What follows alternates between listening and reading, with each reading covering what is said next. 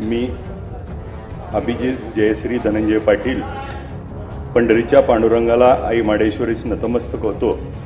माझ्या आईवडिलांना, मतदारसंघातील सर्व मतदारांना, छत्रपती शिवाजी महाराजांना, छत्रपती संभाजी महाराज, डॉक्टर बाबासाहेब आंबेडकर, महात्मा ज्योतिबा फुले, अहिल्यादेवी होळकर, अण्णाभाऊ साठे यांना साक्ष ठेवून शपथ घेतो की कायद्याने स्थापित झालेले अशा भारतीय संविधानाबद्दल मी खरी श्रद्धा व निष्ठा बाळगेन।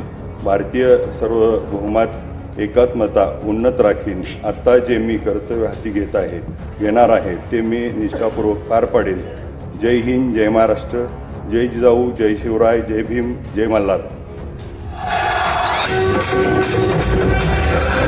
माढा विधानसभा मतदारसंघातील माजी आमदार बबन शिंदे यांच्या सलग 30 वर्ष असलेल्या वर्चस्वाला आव्हान देऊन माढा विधानसभा निवडणुकीत दणदणीत विजय मिळविलेले विठ्ठल सहकारी साखर कारखान्याचे चेअरमन अभिजित पाटील यांनी आज माढा विधानसभा मतदारसंघाचे लोकनियुक्त आमदार म्हणून शपथ घेतली।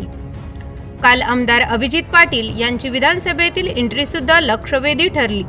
लोकशाहीचे मंदिर म्हणून महाराष्ट्राचे सर्वोच्च सभागृह असलेल्या विधानसभेच्या पहिल्या पायरीवर नतमस्तक होऊन अभिजित पाटील यांनी सभागृहात प्रवेश केला। त्यांच्या या कृतीची संपूर्ण राज्यभरात चर्चा सुरू झाली होती।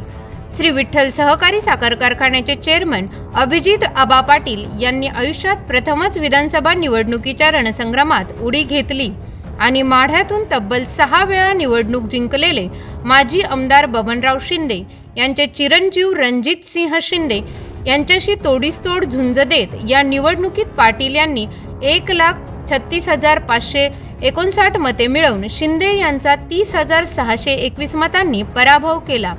अभिजित आबा पाटील यांनी विठ्ठल सहकारी साखर कारखान्याच्या निवडणुकीपासून आपल्या राजकीय इनिंगला सुरुवात केली होती। पहिल्याच निवडणुकीत त्यांनी पंढरपूर तालुक्यातील नेत्यांना मात देत 7 जुलै 2022 रोजी विठ्ठल सहकारी साखर कारखान्याची निवडणूक जिंकली। त्यानंतर पाटील यांनी मागे वळून पाहिलेच नाही।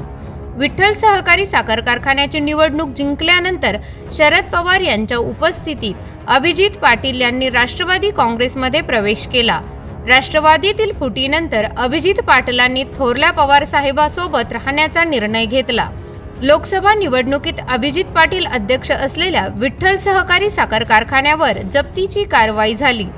कारखाना वाचविण्यासाठी त्यांनी भाजपासोबत जाण्याचा निर्णय घेतला। मात्र अवघ्या काही महिन्यातच त्यांनी माढ्यातून निवडणूक लढविण्याचा निर्णय घेतला। पण पक्ष कोणता असेल याचा निर्णय त्यांनी शेवटपर्यंत गुलदस्त्यात ठेवला। शरद पवारांनीही बबनराव शिंदे यांच्यासारख्या आमदाराला डावलून नवख्या अभिजित पाटील यांना उमेदवारी दिली। शरद पवारांनी दाखविलेला विश्वास सार्थ ठरवत अभिजित पाटील यांनी माढ्यातील शिंदेशाही बरखास्त करत विधानसभेत एंट्री केली। लोकशाहीचे राज्यातील सर्वोच्च मंदिर असलेल्या विधानसभेत एंट्री करण्यापूर्वी अभिजित पाटील यांनी विधानसभेच्या पहिल्या पायरीचे दर्शन घेतले आणि आज पंढरपूरच्या विठ्ठलाचे स्मरण करून मी अभिजित जयश्री धनंजय पाटील म्हणत माढ्याचे आमदार म्हणून शपथ घेतली। अभिजित पाटीलांच्या शपथविधीनंतर त्यांच्यावर पंढरपूरसह माढ्यातून शुभेच्छांचा वर्षाव होत आहे।